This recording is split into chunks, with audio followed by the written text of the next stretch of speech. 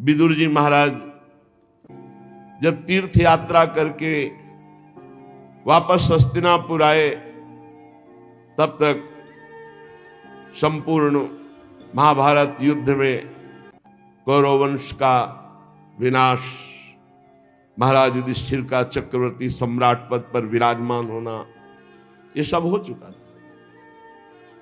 आदर्श महाराज युधिष्ठिर जी बहुत जैसे प्राण आ गए हों ऐसे पूरा परिकर मिला। फिर अंदर महल में गए तो देखा धृतराष्ट्र जी को, तो एकांत की मांग की, कोई हमारे पास नहीं रहे। फिर धृतराष्ट्र जी से कहा, तुम्हें शर्म नहीं आती?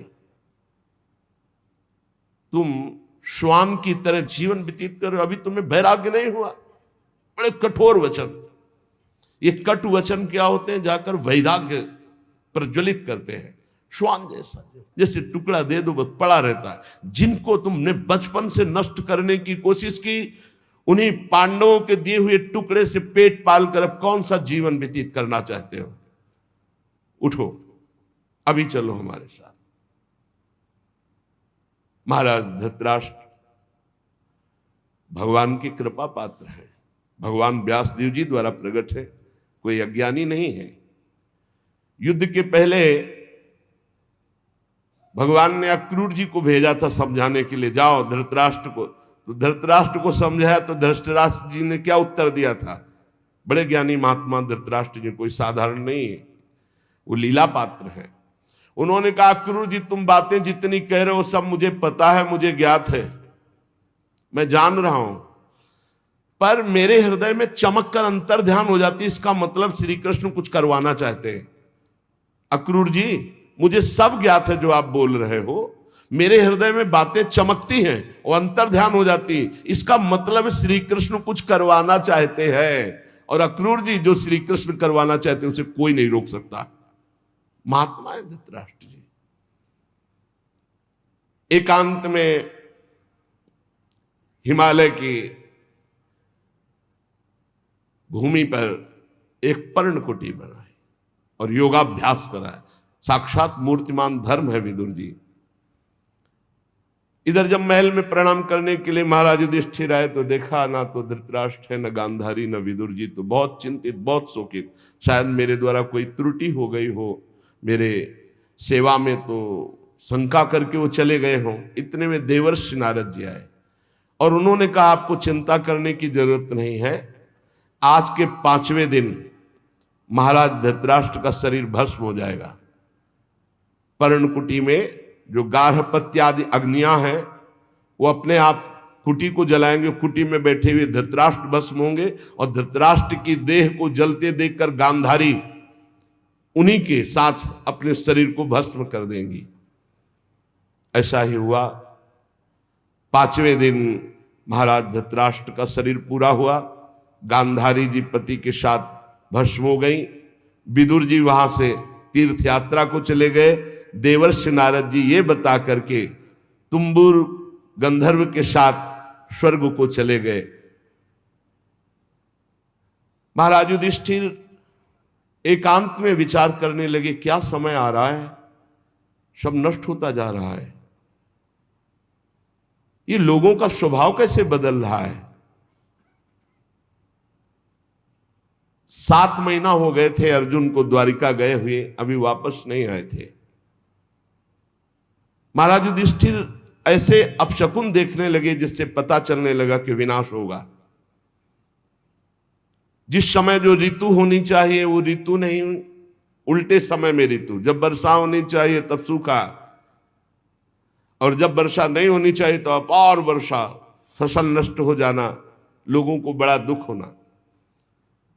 और देखा कि प्रायः लोग क्रोधी हो रहे हैं, कौड़ी कौड़ी के लिए लोभ करने लगे हैं, झूठ बोलना स्वभाव बन गया है, मित्रता में छल और कपट हो गया है, माता पिता सगे संबंधी पति पत्नी इनमें परस्पर झगड़ा होने लगा है। इसका मतलब है कि विनाश काल उपस्थित हो रहा है। जिसको देखो वो दंभी बनता जा रहा है, पाखंडी बनता जा रहा है, धन की प्रधानता हो गई है। युधिष्ठिर जी बहुत चिंतित हुए। युधिष्ठिर जी ने भीमसेन से कहा कि अर्जुन को हमने द्वारिका इसलिए भेजा था कि वहां जाकर पुण्य श्लोक भगवान श्री कृष्ण क्या करना चाहते हैं इसका पता लगाकर वो हमें बताएं आके। 7 महीने बीत गए, भीमसेन तुम्हारे छोटे भाई गांडीव धनुषधारी अर्जुन अभी तक लौटे नहीं और अपशकुन मुझे बहुत दिखाई दे रहे हैं। क्या वो समय आ गया क्या जिसे मेरा दुर्भाग्य कहते हैं? अर्थात क्या द्वारिकाधीश भगवान श्री कृष्ण अपनी लीला स्मरण कर लिए?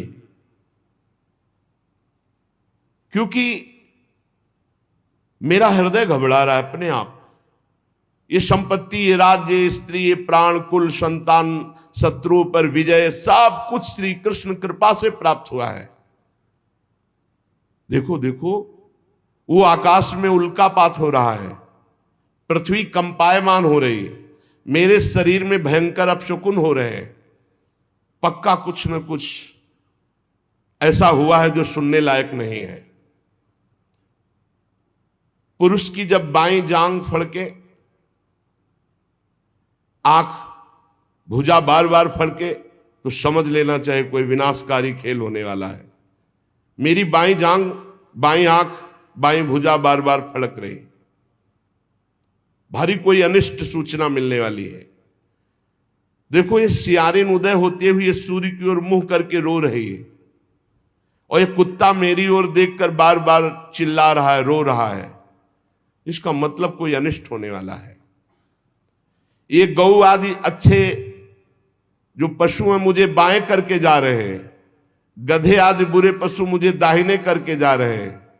मैं जिधर देखता हूं उधर मुझे पशु रोते दिखाई दे रहे हैं। ये उल्लू और ये कौआ ये कठोर कठोर शब्द बोल रहे हैं, इसका मतलब कुछ विनाश होने वाला है। जब मैं देवताओं की मूर्तियों की तरफ देखता हूं तो मुझे रोती नजर आती है। ये बड़े बड़े उत्पात देखकर मेरा हृदय घबरा रहा है। क्या ये पृथ्वी भाग्यहीन हो गई? जिनका सौंदर्य, जिनके चरण कमलों में ध्वजा वज्र अंकुश चिन्ह है, क्या ये पृथ्वी उन चिन्हों से रहित हो गई? राजा युधिष्ठिर इन भयंकर उत्पातों को देखकर मन ही बहुत चिंतित थे। इतने में देखा कि अर्जुन पधार रहे। दौड़ पड़े युधिष्ठिर, समीप गए तो कदम रुक गए।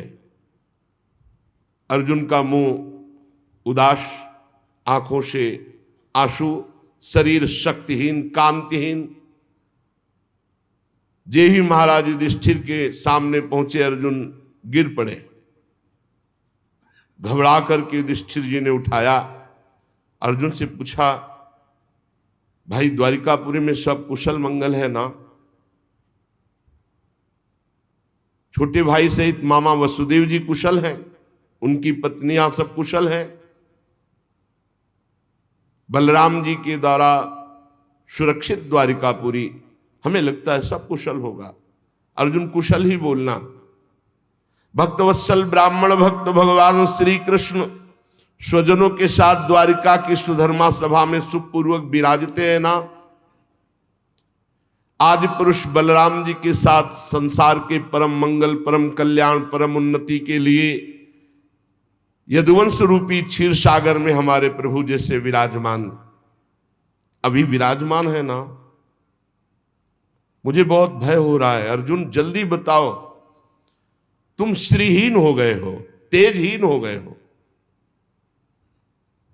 क्या तुम्हारा किसी ने अपमान कर दिया? कहीं तुमने दुर्भावपूर्ण कोई अमंगल कार्य तो नहीं कर दिया? क्योंकि अमंगल कार्य करने वाले का तेज नष्ट हो जाता है।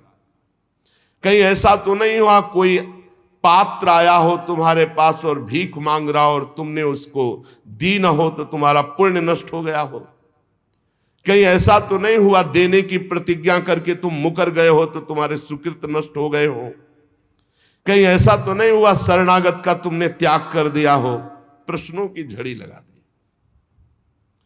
कहीं ऐसा तो नहीं हुआ अगम्या स्त्री का समागम कर लिया हो, कहीं ऐसा तो नहीं हुआ कि जिस समागम करने योग्य का अपमान कर दिया हो। बड़े प्रश्न किए,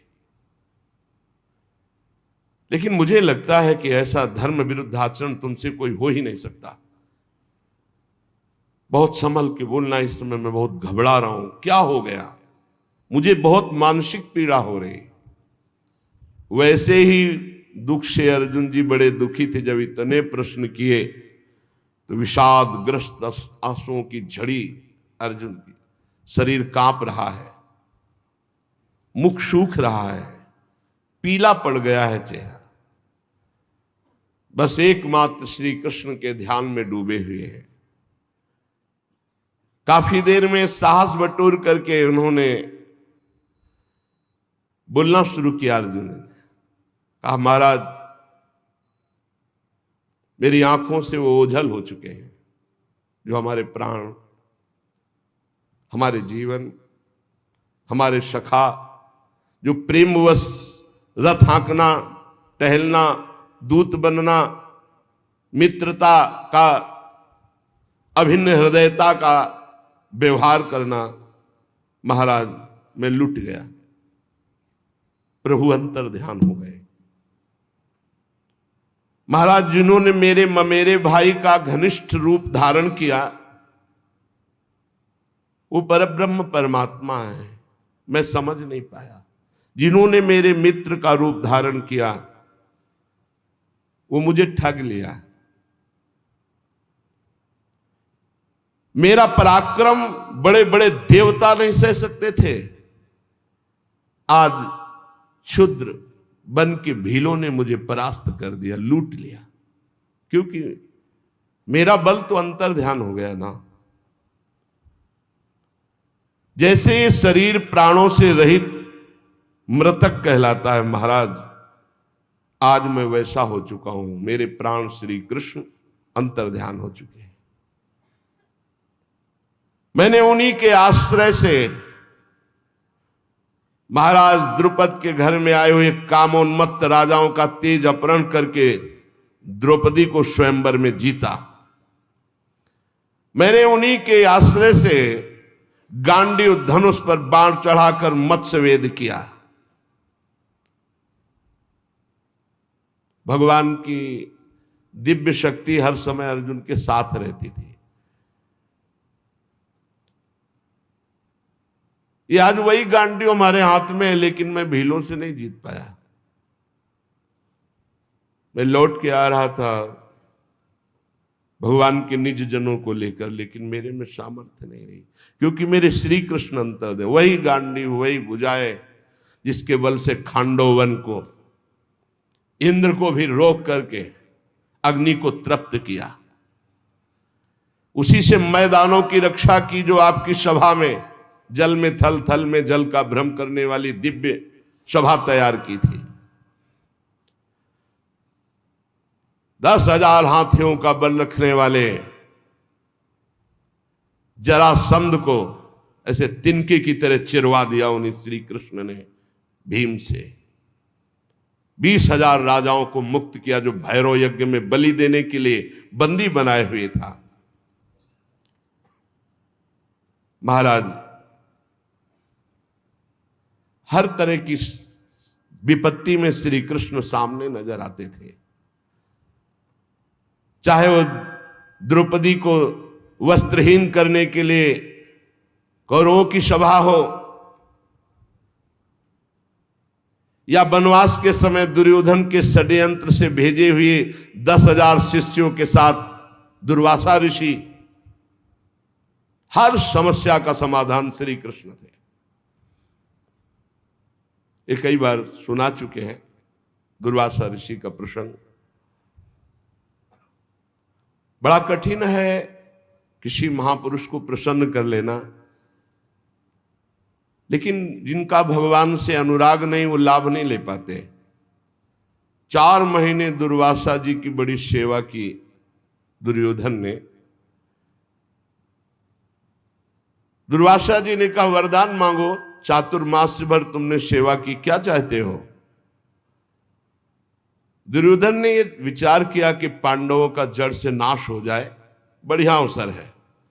तो उनका ब्राह्मण हमारे ज्येष्ठ भ्राता महाराज युधिष्ठिर वनवास में है, आप 10,000 शिष्यों के साथ जाएं और उनका आतिथ्य स्वीकार करें। तब जब द्रौपदी जी बटलोई में प्रसाद पाले, द्रौपदी पालिए, फिर वहां कुछ नहीं। सिद्ध सूर्यदेव के द्वारा दी हुई बटलोई थी। तथास्तु कहकर दुर्वासा जी ठीक उसी समय पहुंचे जब द्रौपदी जी प्रसाद पाक के बटलोई मार्जन करके रख दिया। शिष्य मंडली 10,000, आगे दुर्वासा जी। जय महाराज धर्मराज जी के समय पहुंचे, साष्टांग दंडवत किया। महाराज आइए, आज तो हमारे अहोभाग्य, आप कृपा करके दर्शन दिए। अब पूछना होता, महाराज प्रसाद पाल? हाँ हाँ, अभी यमुना स्नान करके आते हैं, अभी आते हैं प्रसाद पाने। 10,000 शिष्य सहित यमुना जी स्नान करने गए। महाराज युधिष्ठिर द्रौपदी के पास गए और द्रौपदी जी से पूछा, प्रसाद पा लिया? हाँ, बटलोई मान के रख दी। मूर्छित से हो गए। द्रौपदी जी कौरव सभा से शरणागति पूर्ण पुष्ट हो चुकी थी। उठाया, आप ऐसी दशा को क्यों प्राप्त हो गए? तो उनका बटलोई में तुमने पा लिया, धो के रख दिया। 10,000 शिष्यों के साथ महाक्रोधी दुर्वासा ऋषि आते ही साफ दे देंगे। अब क्या 10,000 के लिए कंदमूल फल भी एकत्रित नहीं कर सकते। द्रौपदी ने कहा, एक बटलोई का तुम्हें इतना भरोसा है? अरे जो पूरे विश्व को पवाता है वो मेरा श्री कृष्ण है, अब कोई संशय नहीं। आंख मूंदी और ध्यान करके आर्त भाव से पुकारा, श्री कृष्ण। उनको कहीं आना जाना है? देखा पीतांबर फहराते हुए मुस्कुराते हुए चले आ रहे हैं। आकर के पहले कहा, द्रौपदी बहुत भूख लगी, कुछ पवा। समस्या पे समस्या। अरे महाराज, इसी समस्या से तो आपको याद किया है। नहीं कृष्ण, बाद में बड़ी भूख लगी, कुछ खाने को दो। द्रौपदी ने फिर गदगद कंठ से कहा, प्रभु ऐसे तो मेरे बड़े भाग्य हैं कि आप ऐसे कह रहे, पर प्रभु इस समय कुछ नहीं है, बटलोई मांझ के रख दिया। अच्छा तो जरा बटलोई लाना। ये कर तुम अकर तुम अन्यथा कर तुम, सर्व समर्थ भगवान का प्रताप देखो। कोई साधारण स्त्री भी जूठा पात्र थोड़ी धो के रखे कि रख दिया, उसमें सीख जरा भी शीत लगा हुआ है। फिर ये तो पतिव्रता है, देवी है, ये कोई स्त्री से प्रकट है क्या? द्रौपदी यज्ञ से प्रकट है। दूसरी बात, जब भगवान सूर्य ने कह दिया कि द्रौपदी के पाने के बाद कुछ नहीं बचेगा, तो कुछ नहीं बचेगा। लेकिन श्री कृष्ण है, एक साक का शीत निकाला। कहां से निकाला? बटलोई से। सिद्ध बटलोई, धुली बटलोई, ये है श्री कृष्ण। और कहा इतने में तो पूरा विश्व तृप्त हो जाएगा। जबान में रखा तो वहां मुनिमंडली जो यमुना स्नान कर रही थी, ऐसा भरा बड़ा आचमन करने की जरूरत नहीं। बोले जाओ, भीम से कहा भगवान ने, कह दो पकवान तैयार है, आओ महाराज। बोले महाराज, बोले जाओ तो तुम कहो जा करके। जो ही भीमसेन गए तो वहां सब दुर्वासा जी का, महाराज रसोइये ने ऐसे सुंदर व्यंजन बनाए, आप पधारे। तो उनका देखो आचमन करने की जगह नहीं। वैसे तो अगर 2 मिनट लेट हो जाते तो हम सब भाग जाते यहां से, क्योंकि किसी के सामर्थ्य नहीं है। शिष्यों ने कहा, गुरुजी आदेश मत कर देना, आचमन करने की जगह नहीं। उनका वरदान मांगो। तो बोले जिस भाव से दुर्योधन ने भेजा था वो उसी भाव को प्राप्त हो जाए। विनाश के लिए भेजा था, उन्होंने कहा तथास्तु। अर्जुन जी कह रहे हैं, जिनके बल से बड़े भारी दुस्तर संकट दुर्वासा से हम बच पाए, जिनके प्रताप से हमने भगवान शंकर को अपनी बाहुओं से युद्ध रूपी पूजा करके तृप्त कर दिया। भगवान शंकर से भगवान शंकर से कोई एक सेकंड भी युद्ध कर सकता है? अरे प्रलयंकारी रुद्र हैं, इनके सामने कोई नहीं टिक सकता। बाहु युद्ध या जितने अक्षय तूणीर में बाण थे सब ऐसे लीन हो गए। जब बाण मारते ना तो शरीर में अंतर ध्यान हो। अर्जुन जी को लगा ऐसा किरात कौन सा वीर है कि जो हमारे बाणों को ही ले जा रहा है। जब एक भी बाण नहीं बचे तो गांडीव से प्रहार किया तो गांडीव भी अंतर ध्यान हो गया। अब उठा के वज्र जैसे घूंसों से प्रहार करना शुरू किया। जे भी भगवान शंकर ने प्रहार किया तो उनका रुक जाओ, 2 मिनट का समय दो, हम अपने आराध्य देव की पूजा कर ले, क्योंकि लगा कि इनके घूंसे से प्राण ही निकल जाएंगे। और मन में आया कि इतनी पीड़ा तो हमें कहीं किसी युद्ध में नहीं हुई, ऐसा कौन है जो मुझे कष्ट दे सकता है। तो उन्होंने कहा हाँ हाँ जो तुम्हें करना है कर लो।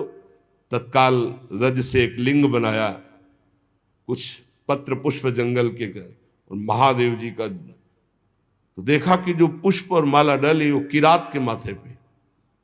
उनका प्रभु, तो बोले हाँ यही मैं देखने आया था कि तुम मेरे दिव्यास्त्र को रखने लायक हो कि नहीं। ये पाशुपतास्त्र ये साधारण नहीं है जो मैं तुम्हें देने जा रहा हूं, विश्व का विनाश एक क्षण में कर देगा, बहुत होश में। यही मैं देखना चाहता। उस समय भगवान शंकर को भी मैंने तृप्त किया युद्ध में, वो भगवान श्री कृष्ण के बल से। यत्तेज साथ भगवान युद्ध शूल पाणिर विस्मापिता सगिरिजोस्त्र मदान निजम में। वो प्रसन्न होकर अपना निज अस्त्र मुझे प्रदान किया। महाराज, जिन श्री कृष्ण के प्रताप से देवराज इंद्र की सभा में देवराज के सिंहासन पर आधे पर बैठने का मुझे अधिकार मिला, जिन श्री कृष्ण के प्रताप से देवताओं ने मेरी पूजा की, ऐसा मैंने युद्ध किया, निवात कवच नामक दैत्यों का विनाश किया, आज मैं उनसे रहित हो गया हूं। अर्जुन जी कह रहे महाराज मैं अपार शोक से युक्त हो रहा हूं।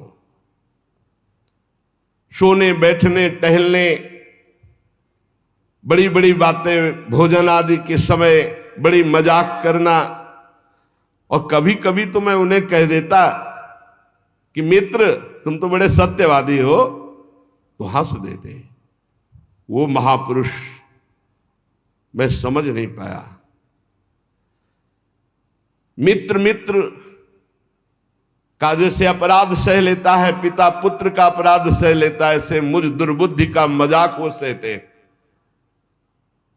मेरे प्रिय सखा, मेरे प्रिय मित्र, नहीं नहीं, मेरे हृदय, मेरे पुरुषोत्तम भगवान ने मुझे छल लिया। वो चले गए। मैं उनके निज जनों को द्वारिका से साथ ला रहा था। मार्ग में दुष्ट भीलों ने मुझे एक अबला की तरह हरा दिया। मेरे में कोई बल नहीं, वही गांडी, वही बाण, वही अर्जुन, कुछ नहीं कर पाया। लूट ले गए संपत्ति। वही मेरा गांडीव है, वही अक्षय तूणीर, वही बाण, वही रथ, वही घोड़े, वही रथी अर्जुन, पर मेरा सारथी नहीं, मेरे श्री कृष्ण नहीं, तो मैं परास्त हो गया, हार गया। लूट लिया भीलों ने। श्री कृष्ण के बिना मैं सार शून्य हो रहा हूं। क्या करूं? तुमने जितने ईश्वर संबंधियों की बात पूछी सब नष्ट हो चुके हैं। पता नहीं क्या हो गया, सब आपस में मदोन्मत्त होकर एक दूसरे को मार डाला। यदुवंशियों ने एक दूसरे को ही मार डाला। महाराज केवल 4 या 5 लोग बचे हैं, पूरे यदुवंश का विनाश हो चुका है। वास्तव में यह केवल श्री कृष्ण की संहार लीला थी। बड़ा विचित्र खेल, एक दूसरे को मार डाला, एक दूसरे को पहचाना ही नहीं। सूत जी कहते हैं अर्जुन ये कहते कहते बेसुध हो गए। भगवान श्री कृष्ण के चरण कमलों के चिंतन में अर्जुन की चित्तवृत्ति अत्यंत निर्मल प्रशांत हो गई। इतना भक्ति का वेग बढ़ा कि मौन धारण करके आंख मूंद करके चुपचाप बैठ गए। बैठते ही भगवान की द्वारा जो उपदिष्ट गीता था, संपूर्ण गीता ज्ञान प्रकाशित हो गया। व्यवधान रहित परब्रह्म स्वरूप में अर्जुन स्थित हो गए। ये भगवान की कृपा होती है। ऐसा विशुद्ध ब्रह्मबोध, गुणातीत अवस्था, द्वैत संशय निवृत्ति, सूक्ष्म शरीर का भंग, जन्म मृत्यु चक्र से रहित जीवन मुक्त स्थिति को अर्जुन उसी क्षण प्राप्त हो गए। इसीलिए कहते हैं मेरे बनाए न बनेगी कोटि कल्प लो, आपके बनाए बनेगी पल पाव में। पल के चौथाई हिस्से में ये ही भगवान के वियोग में अर्जुन जी व्यथित होकर खड़े रहने की भी सामर्थ्य नहीं रही, बैठ गए। उसी समय दिव्य ब्रह्म ज्ञान जो भगवान ने दिया था जागृत हुआ। स्थूल सूक्ष्म कारण तीनों शरीरों का राग भस्म हुआ। अपने स्वरूप में स्थित जीवन मुक्त महापुरुष भगवान के स्वधाम गमन यदुवंश का संहार सुनते ही महाराज युधिष्ठिर शांत हो गए। देखो ये अंतिम लीला सबकी होनी है। निश्चय किया महाप्रस्थान। महाप्रस्थान कहते हैं मृत्यु को। अब महाप्रस्थान करना है। जन्म मृत्यु रूप संसार से अब मुख मोड़ लिया महाराज युधिष्ठिर जी ने। जब भगवान ने शरीर त्याग दिया तो अब हमारा इस मृत्यु लोक में क्या काम। जिस समय भगवान श्री कृष्णचंद्र जी ने इस पृथ्वी से अपने शरीर को अंतर ध्यान किया, उसी समय पाप और अधर्म में फंसाने वाला कलयुग का राज्य लागू हो गया। उसी समय से महाराज युधिष्ठिर ने कलयुग का फैलना देखा। देश में, नगर में, घरों में, प्राणियों के हृदयों में असत्य, छल, हिंसा, अधर्म, व्यभिचार, ये सब की बढ़ोतरी हो रही। अपने भाइयों से कहा महाप्रस्थान का निश्चय करो, अब रहना नहीं इस पृथ्वी में। बड़ा मंगल रूप होगा कलयुग का। विनयी पौत्र महाराज परीक्षित, जो अब कुछ सयाने हो चुके थे, गुणों में महाराज युधिष्ठिर के समान थे, समुद्र से घिरी हुई पृथ्वी के सम्राट पद पर हस्तिनापुर में महाराज परीक्षित का अभिषेक किया। और यहां मथुरा में सूर सेनाधिपति के रूप में अनिरुद्ध के पुत्र वज्र जी का अभिषेक किया। इसके बाद युधिष्ठिर जी ने प्राजापति यज्ञ करके आह्वानी अग्नियों को अपने में लीन किया और जड़वत होकर जैसे पागल बाल खोल लिए, सब वस्त्राभूषण उतार दिए, एक चीर वस्त्र लंगोटी धारण किया, भावना से वाणी को मन में, मन को प्राण में, प्राण को अपान में, अपान को उसकी क्रिया मृत्यु में, मृत्यु को पंचभूत शरीर में लीन कर दिया। शरीर को मृत्यु रूप अनुभव करके त्रिगुण में मिला दिया, त्रिगुण को मूल प्रकृति में, मूल प्रकृति को सर्व कारण रूपा प्रकृति में, प्रकृति को आत्मा में, आत्मा को ब्रह्म में विलीन करके जीवन मुक्त हो गए तत्काल। यह है भगवान के निज जनों का महामहिमामय स्वरूप। जीवन मुक्त, आवागमन मुक्त, पहले मुक्त, अब चीर वस्त्र धारण किया और नियम लिया कि मुख में ना जल जाएगा ना अन्न जाएगा। जब तक प्राण है ना अन्न ना जल। मौन, केश खोल लिए और बिना किसी को देखे सुने बोले निकल पड़े। पर ब्रह्म स्थिति उत्तर दिशा की ओर बढ़ते चले जा रहे हैं। भीमसेन, अर्जुन, नकुल, सहदेव, द्रौपदी, इन्होंने जब देखा कि भैया इस महाप्रस्थान को, तो ये भी महाप्रस्थान को भगवान श्री कृष्ण के चरणों का सब ध्यान करते हुए महाराज युधिष्ठिर के पीछे पीछे महाप्रस्थान। सबकी बुद्धि एकमात्र कृष्णाकार, सबकी बुद्धि श्री कृष्ण में लगी हुई। फलतः एक एक गिरते जा रहे हैं। भीमसेन बताते जा रहे हैं, द्रौपदी गिरी, नकुल, सहदेव हिमालय में, एक बार भी पीछे मुड़कर नहीं देखा। अर्जुन गिरे, फिर भीमसेन में अकेले महाराज, सीधे विमान आया था महाराज युधिष्ठिर जी के लिए, और ये शरीर छोड़कर दिव्य लोक को पहले ही प्राप्त हो गए। भगवान के प्यारे भक्त पांडवों के महाप्रयाण की इस पवित्र मंगलमयी कथा को जो पुरुष सुनता है वो निश्चय ही निष्पाप होकर मोक्ष को, भगवत धाम को प्राप्त होता है।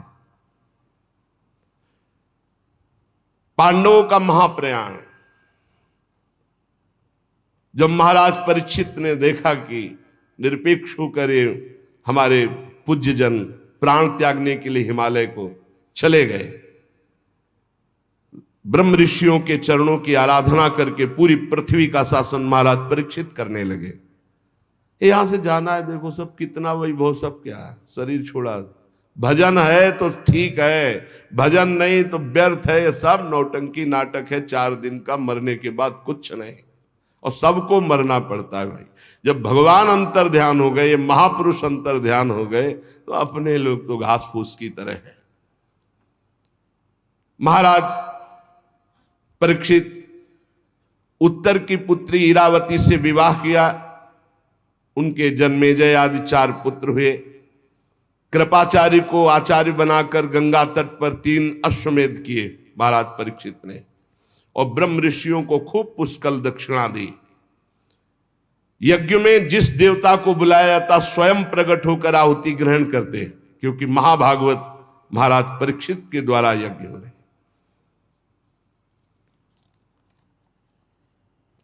शौनक जी ने पूछा कि हमने सुना है दिग्विजय करते समय कलयुग मिला था महाराज परीक्षित को, इसको मार क्यों नहीं डाला, छोड़ क्यों दिया? ये राजा का वेश धारण करने पर भी कलयुग है तो अधर्मी, जो गाय को लात से मार रहा था, ये हमने सुना है प्रसंग। शौनक जी कह रहे, तो भगवान श्री कृष्ण की लीला से, चरण कमलों से यदि संबंध रखता हो तो अवश्य चर्चा कीजिए, क्योंकि मैं सुनना चाहता हूं। दूसरी व्यर्थ की बातों से क्या लाभ, उनसे तो समय व्यर्थ नष्ट होता है। प्यारे श्रुति जी, जो लोग चाहते हैं कि मोक्ष मिले या भगवत प्राप्ति हो, उन्हें खूब कानों से भगवत चर्चा सुननी चाहिए और जबान से नाम जप करना चाहिए। ये जो मंदभागी जन है, ये दिन भर रुपया कमाने में लगे रहते हो, रात में भोग या सोने में काट देते हैं, पूरा जीवन व्यर्थ जाता है। सूत जी ने कहा, धन्य है शौनक जी, आप महात्मा जन जो भगवान की चर्चा सुनना चाहते हैं। जिस समय राजा परीक्षित कुरजांगल देश में सम्राट के रूप में निवास कर रहे थे, उसी समय उनको सूचना मिली कि मेरी सेना द्वारा सुरक्षित साम्राज्य में कलयुग का प्रवेश हो गया है। बड़े दुखी हुए कि ये तो बड़ा अधर्मी है, ये जहां जहां प्रवेश करेगा अधर्म फैलता चला जाएगा। परीक्षित जी ने धनुष हाथ में लिया, श्याम वर्ण के घोड़ों से जुते हुए सिंह की ध्वजा वाले सुसज्जित रथ पर सवार होकर दिग्विजय करने के लिए बाहर निकले। उसके साथ बड़ी सेना भी थी। वो केतुमाल उत्तर कुरु किम पुरुषादि से होते हुए जहां जहां गए भगवान श्री कृष्ण की महिमा, पांडवों की महिमा सुनने को मिली, पर उन्हें कलयुग नहीं दिखाई दिया। अभी परीक्षित जी को जो उनके प्राण प्रिय भगवान श्री कृष्ण का चरित्र सुना देते या पांडवों की महिमा सुना देते, तो उस राज्य को सुरक्षित कर देते, कोई कर भेंट नहीं लेते। और जो भगवान का विरोधी राजा होता उसको भुजदंडों के द्वारा मर्दन करके कर लेकर के ब्रह्म ऋषियों की सेवा करते। महाराज आगे देखा कि एक बैल और एक गाय कुछ बात कर रहे हैं। वो साक्षात बैल के रूप में धर्म थे और गाय के रूप में पृथ्वी थी। महाराज परीक्षित ने दूर से देखा, धर्म ने जो बैल के रूप में थे पृथ्वी से कहा, कल्याणी तुम कुशल से तो हो ना, तुम्हारा मुख श्रीहीन हो रहा है, हमें लगता है कोई भारी दुख है तुम्हें। तुम किस लिए चिंता कर रहे हो? कहीं मेरे 3 पैर टूट गए हैं उसके लिए तो तुम चिंता नहीं कर रहे हो? संभव है तुम इसलिए चिंता कर रही हो कि दुष्ट कलयुग अब तुम्हारे ऊपर अधर्म आचरण करेगा।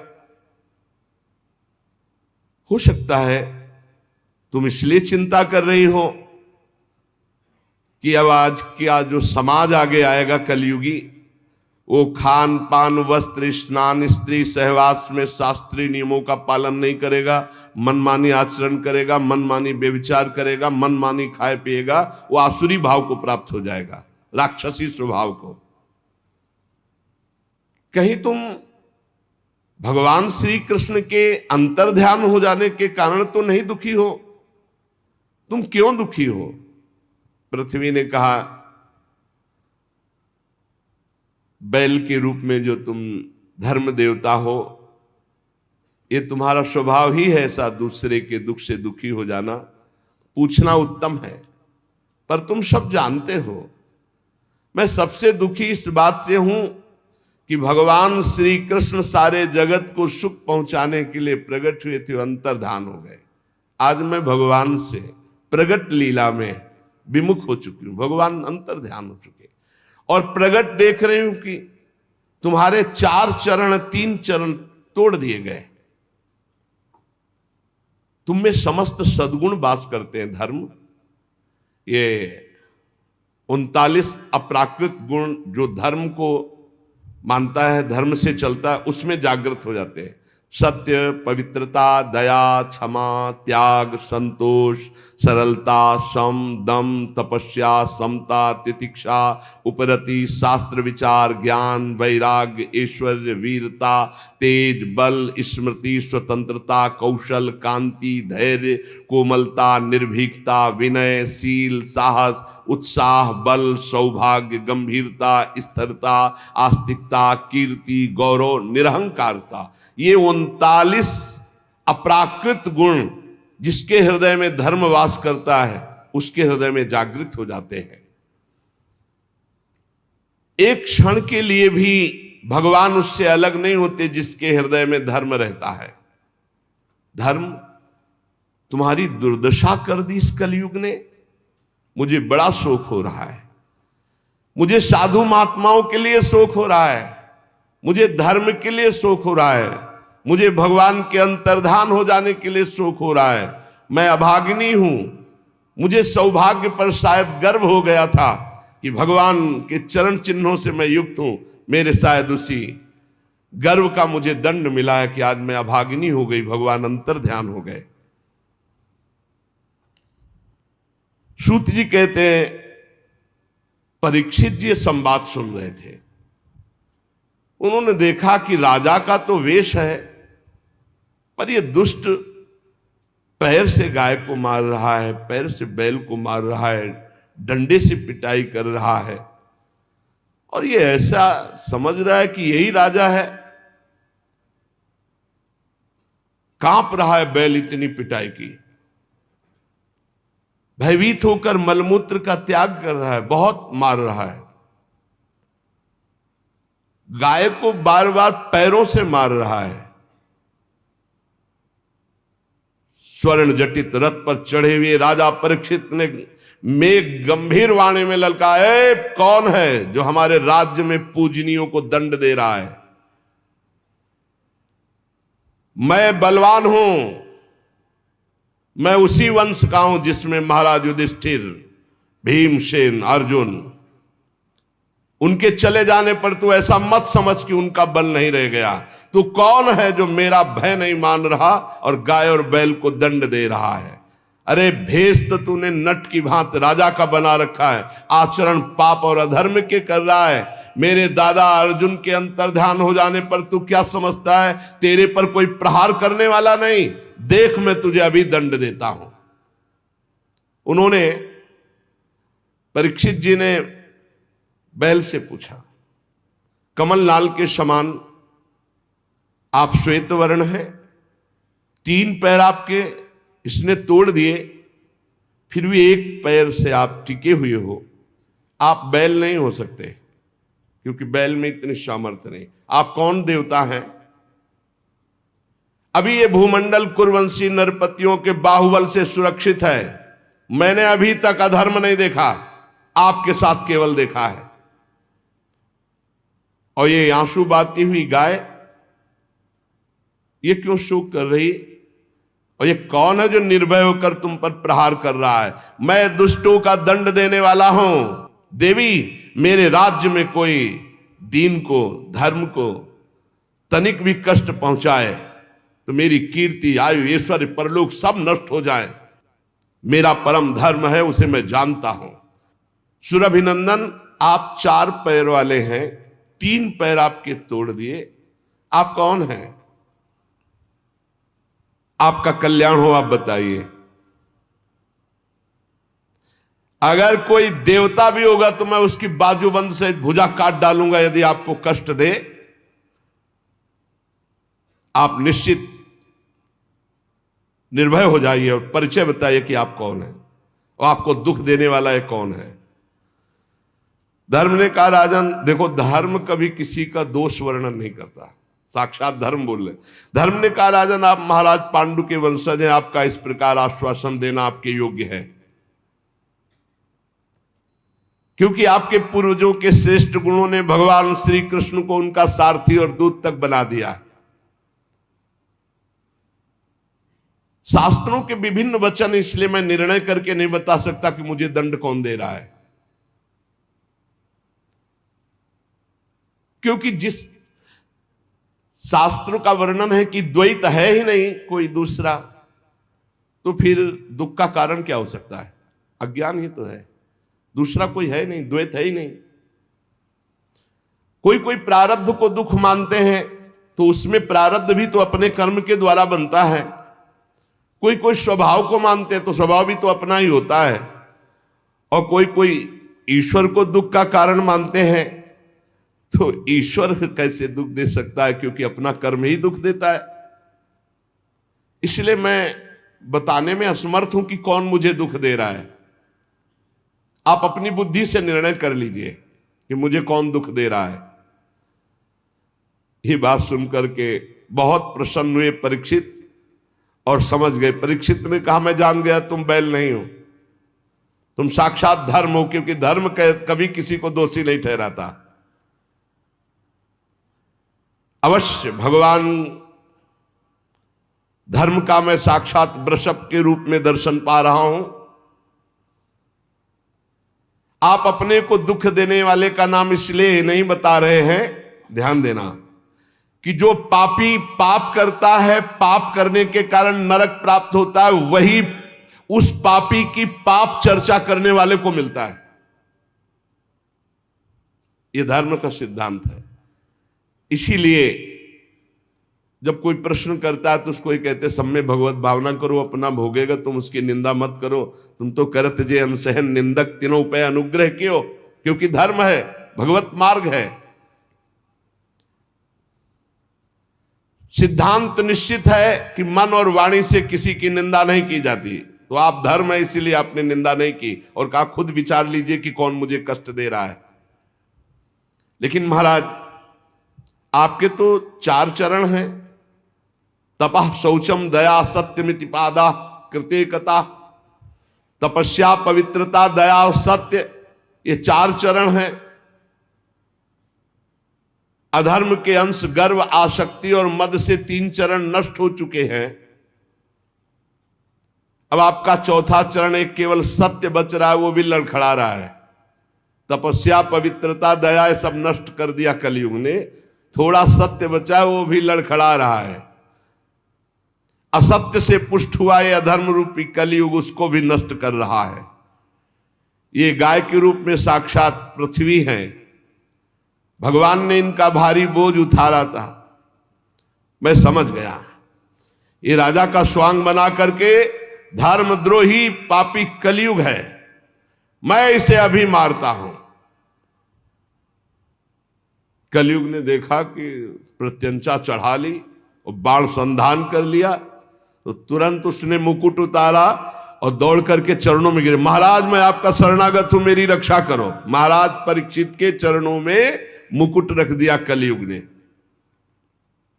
शरणागत का महत्व जानने वाले महाराज परीक्षित ने देखा पैरों में पड़ा हुआ है कलयुग, तो हंसते हुए कहा, जब तो हाथ जोड़ करके महाराज युधिष्ठिर के वंश में उत्पन्न हुए किसी वीर की शरण में आ गया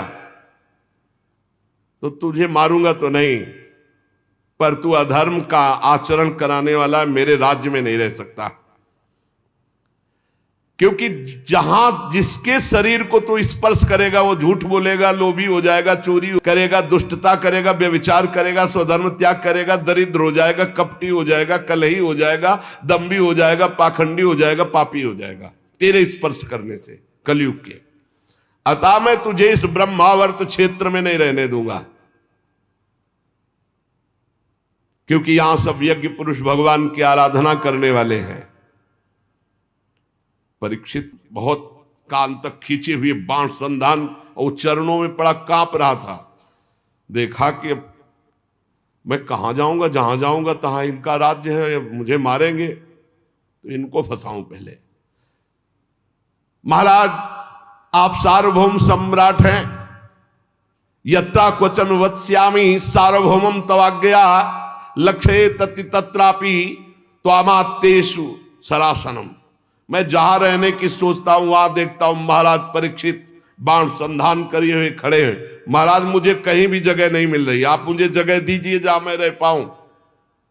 मैं आपका शरणागत हूं, मारोगे हुए नहीं और पूरे राज्य में रहने दोगे नहीं तो कुछ तो जगह बता दो। मैं जहां देखता हूं आप धनुष बाण संधान किए हुए दिखाई दे रहे हो।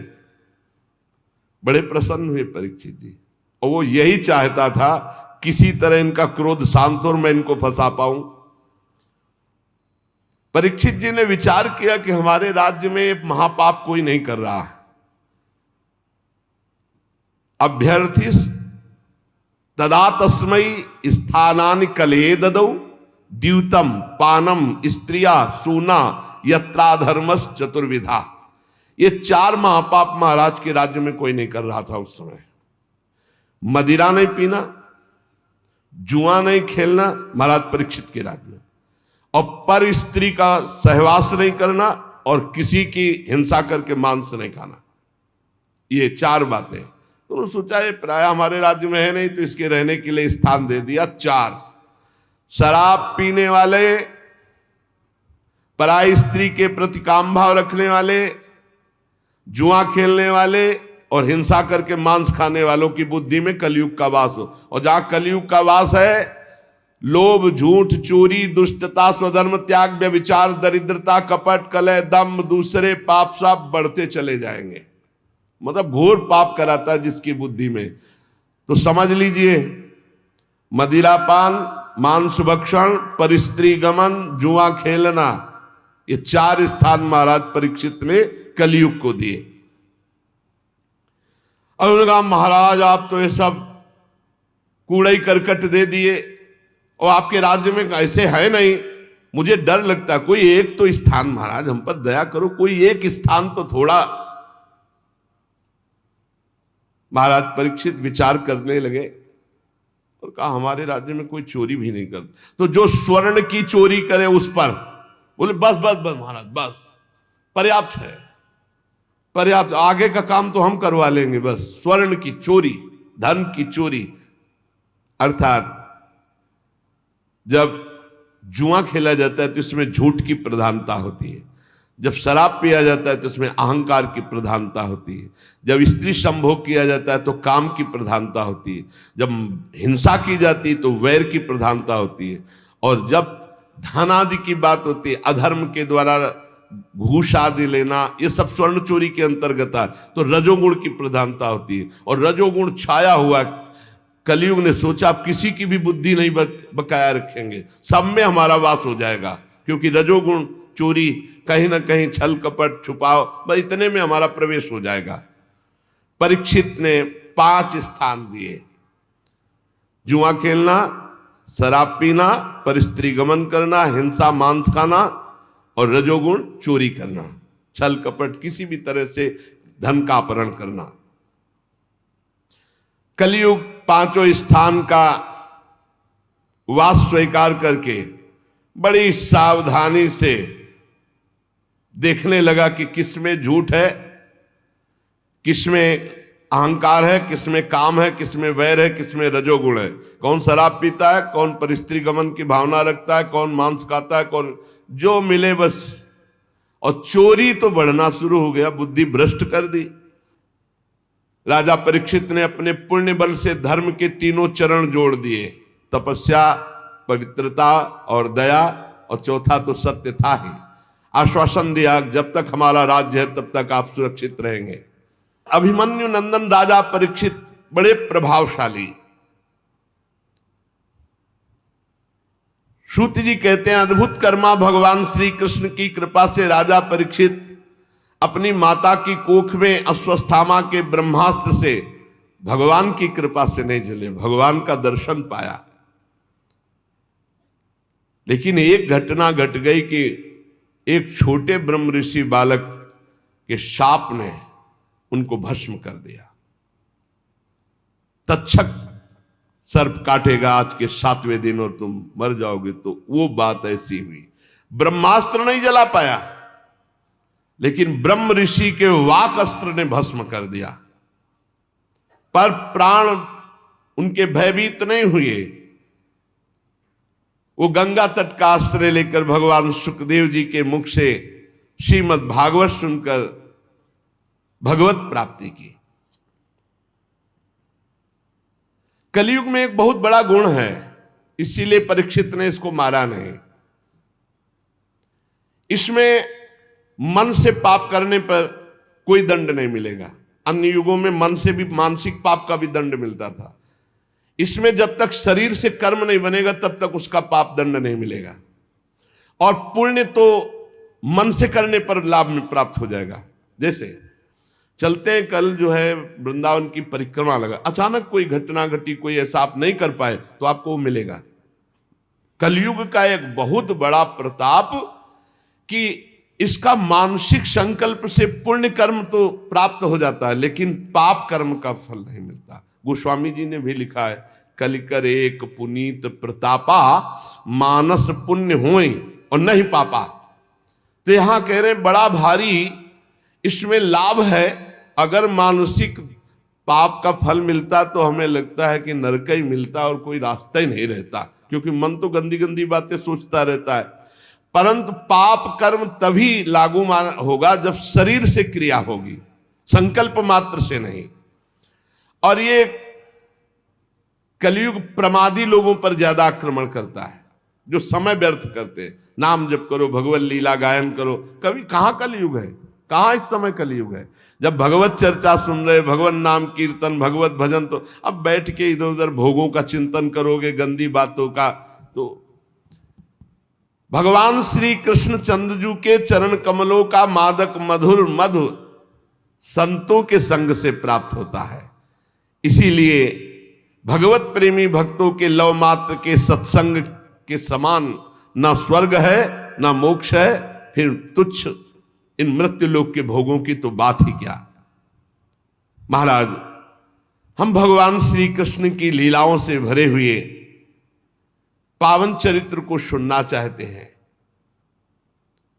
सूत जी ने कहा, अहो आप महात्माओं के संग से आज मेरा जन्म धन्य हो गया, क्योंकि जब महापुरुषों से बातचीत करने का अवसर मिल जाता है तो सारे पाप नष्ट हो जाते हैं, हृदय पवित्र हो जाता है बातचीत मात्र से।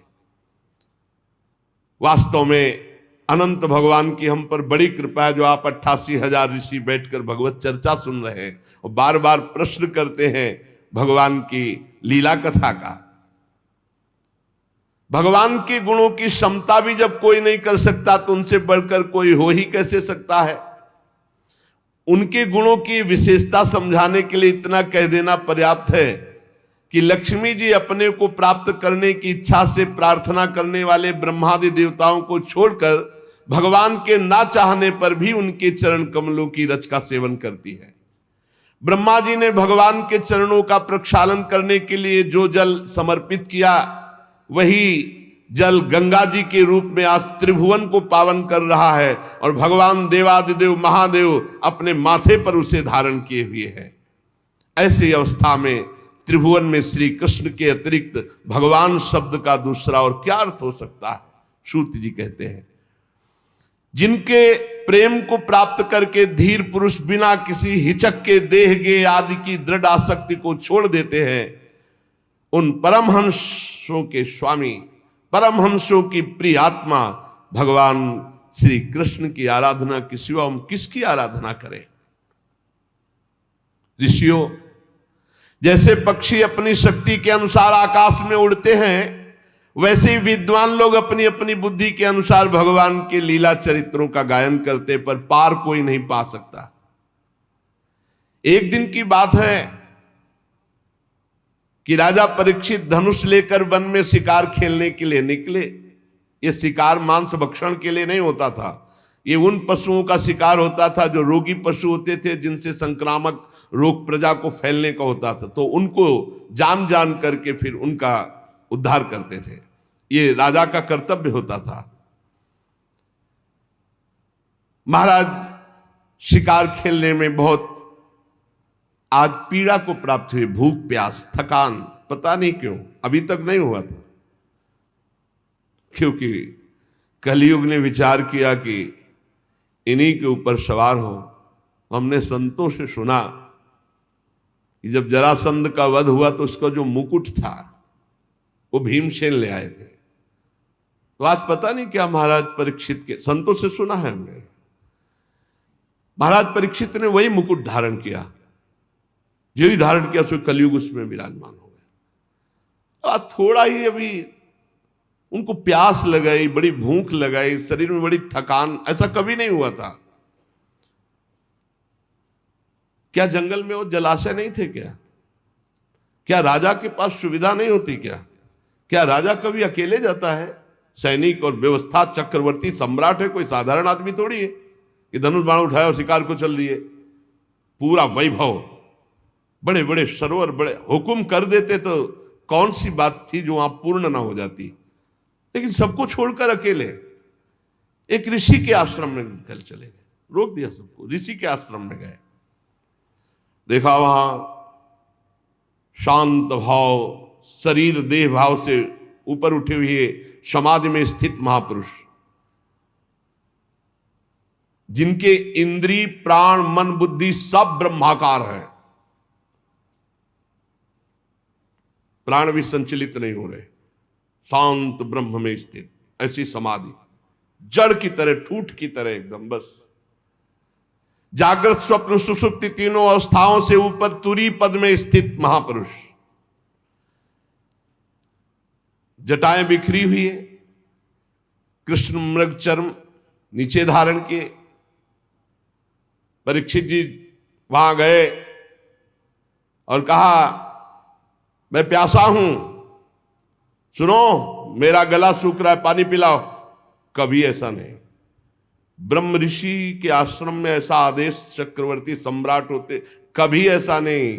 ताज उतार करके वहां नंगे पैर, बहुत हाथ जोड़कर, ऐसे कभी नहीं। आज कलयुग बुद्धि में बैठा हुआ इसलिए ऐसा हो गया। अब वहां कोई हो बाहर तो वो तो समाधिस्थ है, ना उनको आसन मिला बैठने को, ना पीने को पानी, ना कोई शब्द, ना कोई मीठी बात। आज उनको अपमान का बोध हो रहा है, मेरा अपमान। चक्रवर्ती सम्राट महाराज परीक्षित आए, ना कोई मीठे शब्द, ना कोई आसन, ना कोई जल। अब दृष्टि बदली हुई है। देखा ऋषि को, ढोंग तो नहीं कर रहा है, बुद्धि का खेल है। आज तक कभी ऐसा नहीं। तो देखते हैं, अभी बाहर निकले तो एक मरा हुआ सर पड़ा था, ऐसे धनुष की प्रत्यंचा से नोक से उठाया जाके ऐसे। अब वो थे ही नहीं, वो तो अंतर में भाव समाधि में डूबे हुए चल पड़े। पहला जिंदगी का, इसमें लिखा हुआ है, पहला जिंदगी का घटना अवसर था जो ये अपराध बना महाराज परीक्षित। आज तक कोई अपराध नहीं बना। पहला अभूतपूर्व, सहसा अभूतपूर्व, कभी ऐसा नहीं हुआ। ये पहली बार हो रहा है, क्योंकि खोपड़ी में कलयुग बैठा है। मरा हुआ सांप डाल दिया, उपहास करते हैं, राजधानी में चले आए। मन में सोचते आए, महात्मा जो है मुझे देख करके आंख बंद कर लिया होगा कि क्या राजाओं से बात करें, हमारा राजाओं से क्या प्रयोजन है, झूठ मूठ समाधि का ढोंग कर रहा है, इतना सोच जाना। नहीं नहीं नहीं, एस्किम निवृत्ताशेष करणो मिलित एक क्षण मृषा समाधि, झूठी समाधि रच रहा है, ऐसा सोचते चले जा रहे वापस। ओ इंद्रियां भगवदाकार, मन भगवदाकार, प्राण भगवदाकार, जानते हैं परीक्षित जी ये स्थिति, पर आज कुछ दिमाग काम नहीं कर रहा। ऐसा कभी नहीं हुआ। बार बार कह रहे हैं कि ये महात्मा झूठ मूठ समाधि का ढोंग रच रखा है। अब आज कुछ और ही बात है। अब वो तो समाधिस्थ ही है, उनको तो पता ही नहीं। इतने में कुछ लड़के देखे, ब्रह्म ऋषियों के बालकों ने देखा कि राजा आश्रम में गया, वापस लौट गया, तो वहां गए तो देखा को तो समाधिस्थ है, उनके गले में मरा हुआ सर्प, समीक ऋषि नाम उनका जो समाधिस्थ है। अब वो दूसरे ऋषि कुमार गए और श्रृंगी ऋषि से कहा कि बड़ी बड़ी बातें खेल में मारता था, मैं आज तेरे पिता के गले में मरा हुआ सांप डाल दिया, चक्रवर्ती सम्राट परीक्षित ने दुर्व्यवहार किया, अपमान किया, भला कुछ कर ले तू। श्रृंगी ऋषि ने कहा सत्य सत्य, स्नान कर रहे थे, अभी बालक थे, सत्य, उनका पक्का त्रिकाल सत्य, ऐसा ही किया है महाराज परीक्षित ने। था उन्होंने कहा, हो अधर्मा पालानाम पीमनाम बलिभुजामिव स्वामिन्यघम यद दासानाम द्वारपानाम सुनामिव। ये चक्रवर्ती सम्राट कहलाने वाला ये उच्छिष्ट भोजी कौआ इतना संड मुसंड हो गया कि हम ब्रह्म ऋषियों की मर्यादा को भंग कर रहा है। ये हमारा दास होकर दरवाजे पर रहना चाहिए, घर में जाकर स्वामी का अपमान करने का अधिकार इसको किसने दिया? ब्रह्म ऋषियों के सामने सब झुकते हैं, सब सेवक है, इसे द्वार पर खड़े रहना चाहिए था। एक घर में घुस करके ऐसा अपराध कैसे कर दिया? क्या समझता है? भगवान श्री कृष्ण परमधाम चले गए तो कोई शासन करने वाला नहीं। अरे हम ब्रह्म ऋषि बालक हैं, आज इस मर्यादा तोड़ने वाले उद्दंड राजा को मैं दंड दूंगा। ऐ ऋषि बाल को मेरा तपोबल देखो। छोटे बालक है श्रृंगी ऋषि, तुरंत आचमन किया, लाल लाल आंखें क्रोध से, और ऋषि कुमार ने कौशिकी नदी का जल लिया और वाणी रूपी वज्र का प्रयोग किया। एक कुलांगार परीक्षित, वहां है नहीं, मेरे पिता कभी अपमान के योग्य नहीं। समीक ऋषि जो समाधि अवस्था को प्राप्त है, तूने उनका अपमान किया और समझता है कि तुझे कोई दंड नहीं दे सकता। तो सुन, मैं सत्य तुझे दंड दे रहा हूं वाणी का। आज के 7वें दिन भयानक विषधर सर्प जो तक्षक है वो आएगा और तुझे डसेगा और तेरी मृत्यु होगी, कोई तुझे नहीं बचा पाएगा। इस शाप दिया। दंक्षतिस्म कुलांगारम, आज के 7वें दिन तक्षक सर्प तुझे डसेगा, कोई नहीं बचा सकता। इसके बाद साप देने के बाद भागते हुए आए और देखा पिता के गले में मरा हुआ सर्प हटाया और पिता से लिपट कर रोने लगे। जब बहुत हिलाया डुलाया, रो रहे हैं, धीरे धीरे धीरे धीरे उनकी वृत्ति वाह्य दशा को प्राप्त हुई। आंख खोली और पूछा, बेटा तुम क्यों रो रहे हो? ब्रह्म ऋषि के बालक हो, ऐसे कैसे रुदन कर रहे हो? तो उनका पिताजी वो राजा परीक्षित आए थे, वो तो बड़े कड़वे शब्दों में बोल रहे हैं, और उसने आपका अपमान करते हुए मरा हुआ सर्प आपके गले में डाला, और मैंने उसको आज दंड दे दिया है कि 7 दिन में तक्षक सर्प 7वें दिन आएगा और तुझे डसेगा, तू मर जाएगा। अरे ये क्या किया तूने? इतने बड़े धर्म से युक्त धार्मिक राजा को ऐसा दंड दिया जाता है? नहीं नहीं, तू बालक है, मूर्ख है, तूने बड़ा पाप कर दिया, समीक ऋषि ने कहा। परीक्षित कहीं शाप के योग्य है, पर खेद है कि तेरे वचन मिथ्या नहीं किए जा सकते। ये बात समझ। पिता है ब्रह्म ऋषि, बालक, तो उनका खेद है कि अब तेरे वचन मिथ्या नहीं किए जा सकते। ये तो बहुत बड़ा दंड है, तेरी बुद्धि कच्ची है, तू अभी साधुता को नहीं समझता है। अरे भगवत स्वरूप राजा है, वो आया था, कुछ इससे क्या जाता है भाई? चाहिए तो ये था हम खड़े होकर अर्घ देते, उनको जल पिलाते, पर हम थे नहीं, समाधि में थे। अरे राजा ना हो तो हम भजन नहीं कर सकते, अराजक तत्व बढ़ जाएंगे और वो हमारे भजन में विक्षेप पहुंचाएंगे। बड़ा तूने गलत किया। परीक्षित बड़े यशस्वी और धर्म धुरंधर है, वो आए हुए थे, उनका हमें सम्मान करना चाहिए। ना समझ बालक, तूने शाप दे दिया। हे भगवान, दोनों पर कृपा करो, अर्थात श्रृंगी ऋषि पर भी और परीक्षित पर। अब उधर परीक्षित जी महाराज जे ही जाकर के मुकुट उतार कर, ये क्या, मैं इतने बड़े महात्मा के आश्रम गया, ना प्रणाम ना नमस्कार, ऊपर से मरा हुआ सर्प, ये मेरी बुद्धि को क्या हो गया? और मैंने दोष दर्शन किया कि ये पाखंड कर रहे, नाटक कर रहे, समाधि, ये कैसे हो गया? हे भगवान, वो बहुत व्यथित है और मन में विचार रहे हैं, बड़ा पश्चाताप है। वो मन में विचार रहे कि भगवान मुझे कोई भयानक दंड मिले, मैंने बहुत बड़ा अपराध किया। पवित्र हृदय है ना, मैंने महात्मा का अपमान कर दिया, इसके फलस्वरूप शीघ्र से शीघ्र भारी कोई घटना घटे और हमारे ऊपर विपत्ति आवे, मैं दुख भोगूं। मैंने एक संत का अपमान कर दिया। मैं ऐसा चाहता हूं, हे ईश्वर, हे परमात्मा, मेरा प्रायश्चित इस पाप का जरूर हो, कोई न कोई अशुभ बात सुनने को मिले, कोई न कोई दंड मिले, जिससे मैं दोबारा कभी ऐसा दुस्साहस न करूं। ऐसा हो कि ब्रह्म ऋषि क्रोध करके मेरे राज्य को, मेरी सेना को, मेरे खजाने को भस्म कर दे, या मुझ दुष्ट को ही नष्ट कर दे।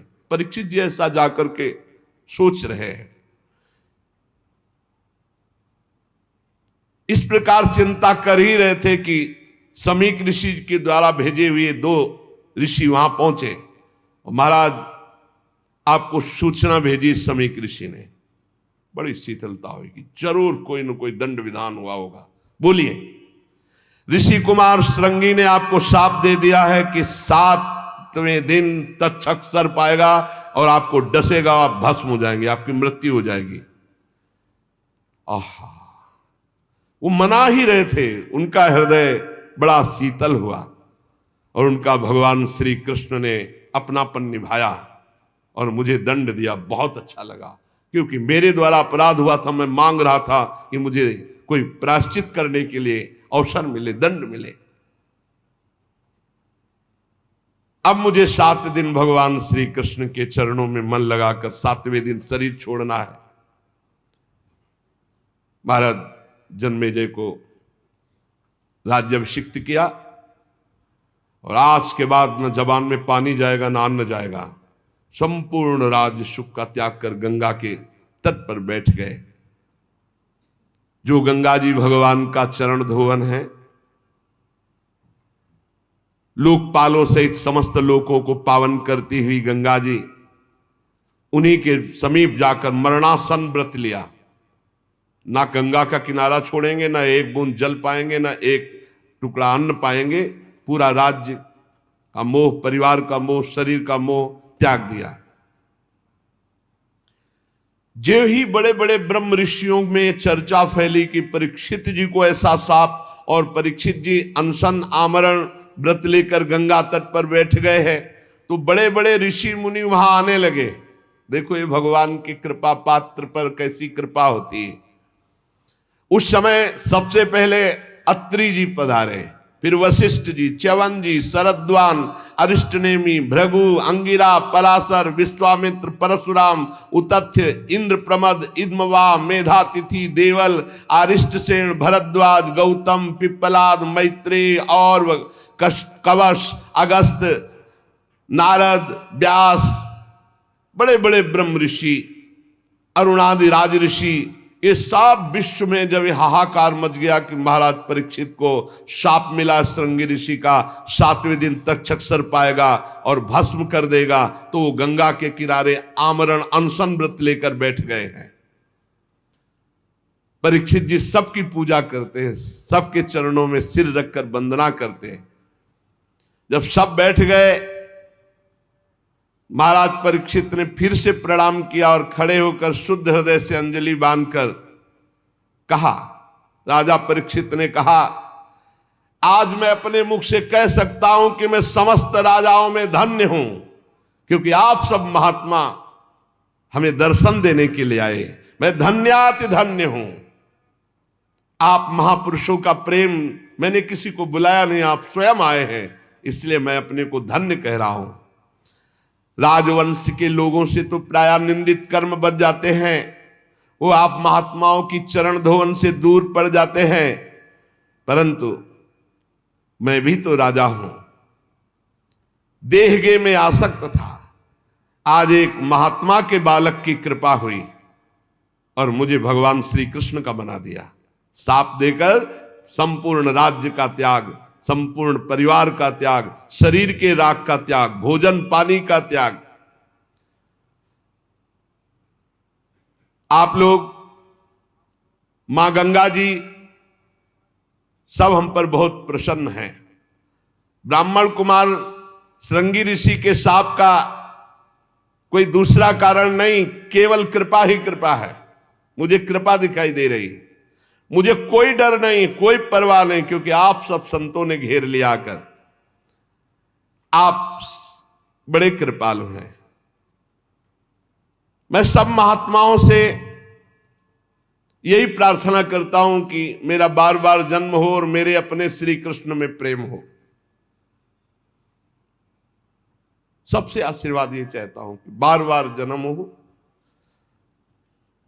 और भगवान श्री कृष्ण में प्रेम हो।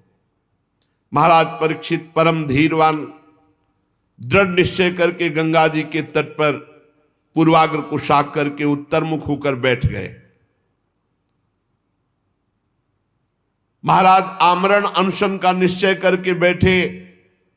देवता लोग पुष्पों की वर्षा कर रहे थे परीक्षित जी के ऊपर। सब संत महात्मा साधु साधु सबने कहा, राजर्षि शिरोमणि भगवान श्री कृष्ण के प्रति ऐसी प्रीति कोई आश्चर्य की बात नहीं, क्योंकि आप पांडवों के ही वंशज हैं। आपने एक क्षण में शरीर संबंधी भोग, शरीर संबंधी राज, शरीर संबंधी रिश्ते नाते सबका त्याग कर दिया। धन्य हैं आप। अब हम भी तब तक यहीं रहेंगे जब तक आपका परम धाम गमन नहीं होगा। ऋषियों ने कहा, जब तक आप भगवत धाम नहीं जाएंगे हम सब ऋषि यहीं बैठे रहेंगे, 7 दिन 7 रात। ऋषियों के वचन सुनकर राजा परीक्षित ने उन फिर मुनियों का अभिनंदन किया और ऋषियों से प्रार्थना की कि आप सब ओर से पधारे हुए ब्रह्म ऋषि हैं, सत्यलोक में रहने वाले मूर्तिमान वेदों के समान आप हैं। आप लोगों का हम पर बड़ा अनुग्रह है, आपका लोक परलोक में कोई स्वार्थ नहीं है। सबसे हम ये प्रश्न करते हैं कि मरणासन पुरुष को परम कल्याण के लिए क्या करना चाहिए।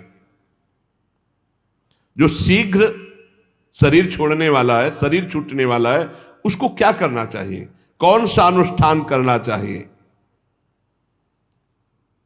ये प्रश्न अभी पूरा हुआ ही था कि कोलाहल सुनाई दिया। तो कुछ स्त्रियां, कुछ बच्चे घेरे हुए थे, सबकी दृष्टि गई। तो कौन पधार रहा है? भगवान सुखदेव जी।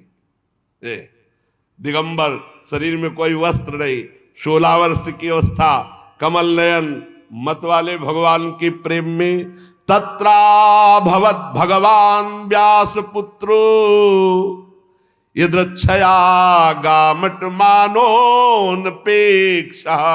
अलक्षलिंगु निज लाभ तुष्टु वृत्तश्च बालैरवधूत वेशा। सबने देखा, अरे भगवान श्री सुखदेव जी सब खड़े हो गए, सब ब्रह्म ऋषि खड़े हो गए।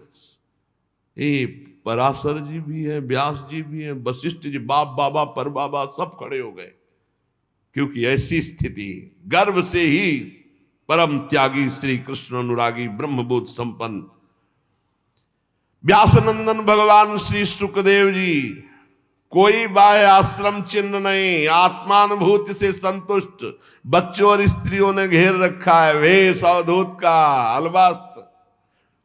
कोई कंकड़ मार रहा, कोई उपहास कर रहा, कोई समझ ही नहीं पा रहा कि किस कोटि के महापुरुष।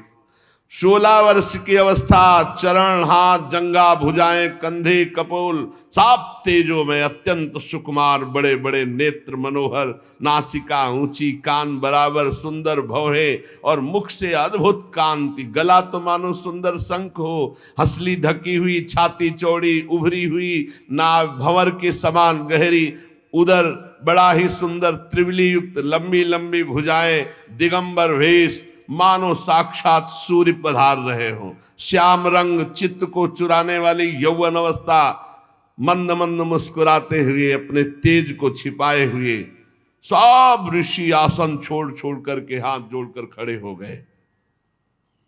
राजा परीक्षित तो एकदम आनंद मगन हो गए कि श्रृंगी ऋषि का साप क्या हुआ, वरदान से भी बढ़कर इतने बड़े बड़े महापुरुषों का साक्षात्कार। जाकर साष्टांग दंडवत किया, सुखदेव जी को लाए और वहीं रेत पर सुंदर आसन पर विराजमान की, पूजा की।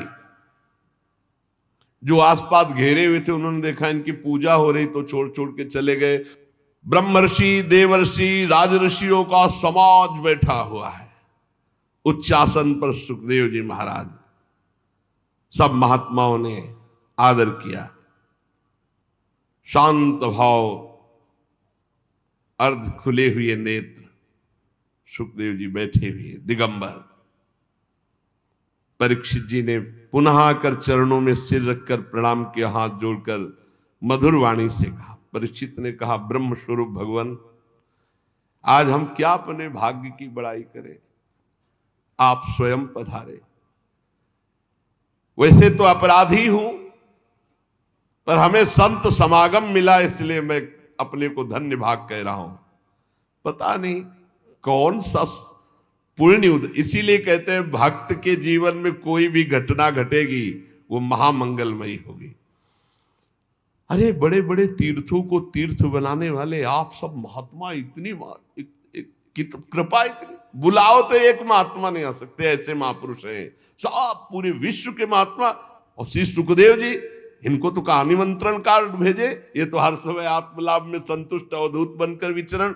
एक से एक परीक्षित जी ने कहा, आज आप सब महात्माओं के दर्शन से मैं परम पवित्र, कोई भय नहीं है। अब दर्शन, स्पर्श, पाद प्रक्षालन, आसन आदि का जो मुझे अवसर दिया गया आप सब महात्माओं के लिए, महायोगिन, आज मैं बहुत खुश हूं, बहुत प्रसन्न हूं।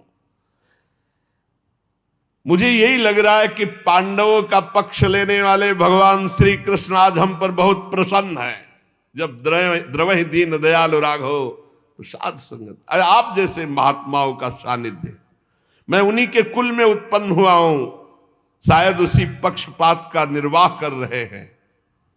भगवान श्री कृष्ण की कृपा ना होती तो आप जैसे एकांतवासी अवधूत परमहंस स्वयं पधार कर हमें सुख दे रहे। श्री सुखदेव जी का पधारना, परम गुरु, हमारे पास समय बहुत कम है, इसलिए हम आपको समस्त साधनों में परम प्रवीण साध्य को प्राप्त हुए जानकर आपसे प्रश्न कर रहा हूं कि मरणासन पुरुष को क्या करना चाहिए। यही प्रश्न था, जब उठाया था तभी श्री सुखदेव जी पधारे। मनुष्य मात्र का क्या कर्तव्य है, क्योंकि सब मरणासन है, उनको तो 7 दिन बाद ही तक्षक काटेगा, अपने को 7 मिनट का भरोसा नहीं। क्या श्रवण करे, क्या जप करे, क्या स्मरण करे, क्या साधना करे, क्या भजन करे। भगवत स्वरूप मुनिवर, आपका दर्शन अत्यंत दुर्लभ है और वो मुझे सुलभ हो गया।